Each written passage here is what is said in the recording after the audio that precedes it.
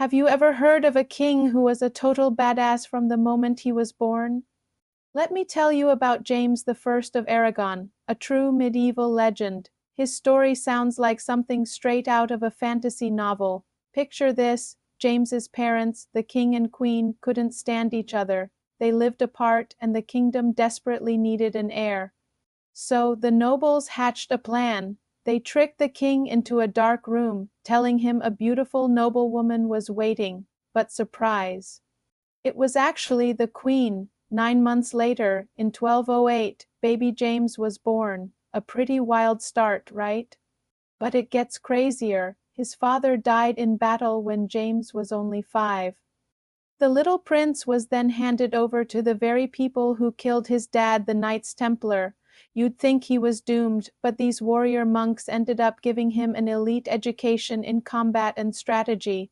By the time he was a teenager, James was already a seasoned warrior and a shrewd ruler. He earned his nickname, the Conqueror, for a reason.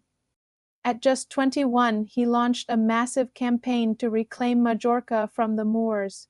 It was a brutal, bloody fight, but James led from the front, inspiring his men to victory. Next, he set his sights on Valencia. This wasn't just a battle.